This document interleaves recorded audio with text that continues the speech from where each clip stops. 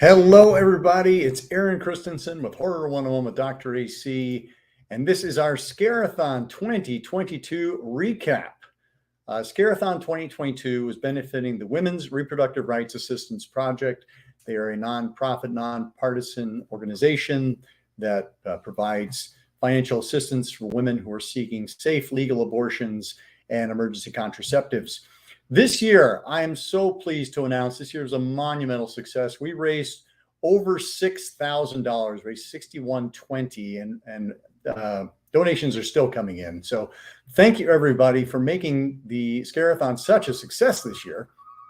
I want to just kind of talk through some of the movies that we watched. We watched Antlers, The Vigil, Saint Maud, Malignant, The Candyman, VHS 94, Spiral from the Book of Saw, My Heart Can't Beat Unless You Tell It To, Old, Censor, Peninsula, the sequel to Train to Busan, We're All Going to the World's Fair, Come True, yes, In the Earth from Ben Wheatley, Don't Breathe 2. There were a lot of sequels that I watched this year as part of the challenge. Titan, Anything for Jackson, Bloodthirsty, The Black Phone, the new one from Scott Derrickson, Halloween Kills, Gaia, Godzilla vs. Kong, which I would argue is perhaps the best of the MonsterVerse from Legendary, Possessor from Brandon Cronenberg, Sputnik, Werewolves Within, which is the funniest scary movie I saw this October, Forever Purge, Quiet Place Part 2, So Cold, The River, Sun, Last Night in Soho, and The Dark and the Wicked. I'll be going through some of my favorites from that as well, because it was a very rich, really rich crop this year.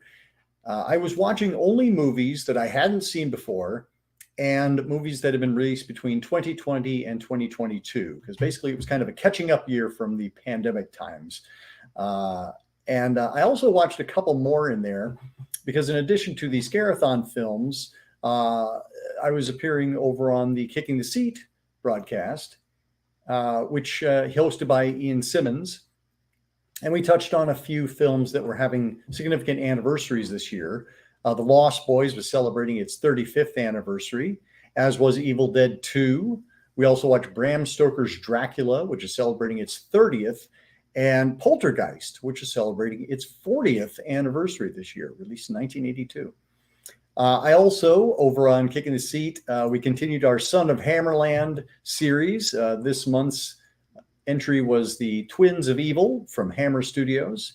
And we also did a couple of bonus reviews. We did The Descent from Neil Marshall. And, the Accademia Giallo, we watched Watch Me When I Kill.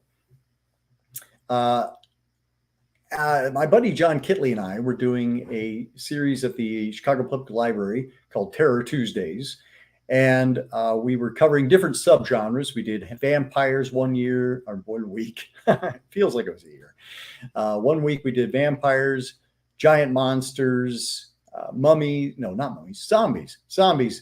mummies. Very similar, completely different. And then the final one was ghost stories and haunted, and that's where I had to bone up a little bit because I realized I hadn't seen any of the Insidious films other than the first one. So I went back and caught up with the first one and then rewatched it, and then went on to 2, 3, and 4. I would say that's still not my favorite movie franchise. I feel like it leans a little heavy on the jump scares, but it was fun to see horror veteran Lynn Shay front and center as a veteran actress. Also in service of boning up on the ghost stories, I went to Sinister 2. I'm a huge fan of Sinister, the original from 2012, directed by Scott Derrickson. But I gotta say, this one fell a little bit short. It kind of lost what made the first one so great. It became kind of like a ghost killer kids movie, which, what are you gonna do? I also caught up with Adam Wingard's buddy Simon Barrett. Directed his feature film, had his feature film debut with Seance, which is a not quite supernatural slasher film set in a girls' school. It's fine. I'm hoping for better in the future from him. And then one of the highlights of October was my buddy Chris Hainsworth rented a movie theater, and we got to watch The Thing from John Carpenter, which was also celebrating its 40th anniversary. Going into my favorite discoveries from this year. So of those, I would say some of the highlights and ones you might want to write down for your future viewing would be Antlers, The Vigil, My Heart Can't Beat Unless You Tell It to, In the Earth, Teton, Anything for Jackson, Werewolves Within, Sun, and The Dark and the Wicked. You can find reviews with my guests. If you go to the channel menu, you'll be able to click on the reviews for any of those films. Favorite revisits, Evil Dead 2. Great fun going back to that one. The Thing, again, seeing on the big screen, that was lovely. The Descent, I hadn't seen in a while, really dug that again. And Poltergeist and Twins of Evil all were highlights. Then just some fun facts. I'll just scroll these across the bottom. I spent 73 hours watching horror films this year. Average movie length was about 95 minutes. The longest films we were watching were Bram Stoker's Dracula, which is 128 minutes. Last Night in Soho and Peninsula were 116 minutes. The shortest movies, we had a quartet at 84, which was Saint Maud, Bloodthirsty, Evil Dead 2, and Censor. Those are all 84 minutes. The oldest movie I watched was The Vigil, which was released in festivals back in 2019. Most recent was The Black Phone, which came out this past summer in 2022. I only watched 5 of those movies alone because I was watching so many of them to review with others on the podcast. So 39, which is like a major win for me. Sometimes they get a little lonely out there. The one non-horror movie I watched was Surge, starring Ben Whishaw, who is best known as Q from the 007 films with Daniel Craig. It's a great character study of watching a person kind of like slowly lose their mind. And I kept kind of waiting for it to go there to kind of nudge it into horror, but it never quite goes there. It's a brilliant film. I compare it to Adam Sandler's Uncut Gems, where you're just nervous and tense the entire time, but never quite goes into horror realm. But well worth checking out. It's called Surge. And I'm going to let's see. And then what else? What else happened in October? We took a trek all the way up to Wisconsin to visit the Bill Rebane exhibit. Bill Rebane, for those of you who don't know, is a director and he's based in Wisconsin, never moved to LA, and he's best known for his 1975 flick, The Giant Spider Invasion. That's me and my pals up in Merrill, Wisconsin, along with organizer Brandon. And that is the giant spider, which featured prominently in The Giant Spider Invasion. This is just kind of like a mock-up of what it looked like in the film, but that is parts of the metal frame are actually on display there. It's using that actual structure. Some other highlights.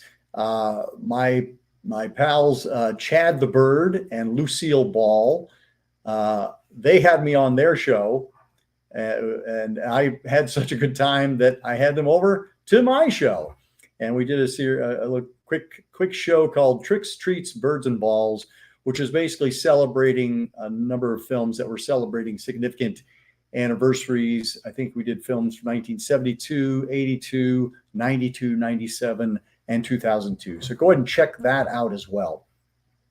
A couple other fun facts.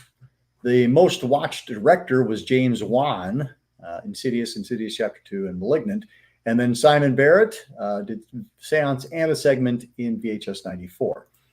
As far as actors, the Insidious franchise held sway once again because Lynn Shay, Lee Whannell, and Angus Sampson are in all 4 of those films. But a surprise appearance was from Andy Matichak, who showed up not only in Halloween Kills, but also in Sun, which was one of my favorites from October. So well worth checking out.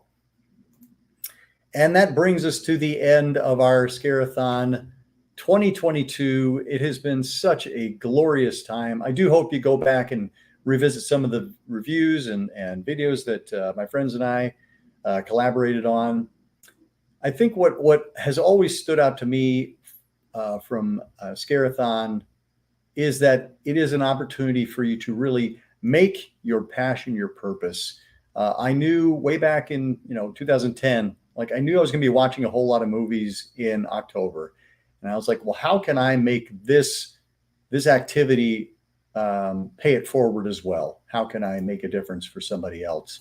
And so I started the Scare-A-Thons back in 2010, and we've been going, as you can see, for 12 years now, and we've raised over $30,000 now for various charities. So it really isn't that hard to go out and do some good. And I have said it millions of times that horror fans are among the nicest people in the world. And I think if you want to be one of those people who makes a difference, it's not that hard to find a way to make your passion your purpose and spread a little joy while you're spreading the blood around.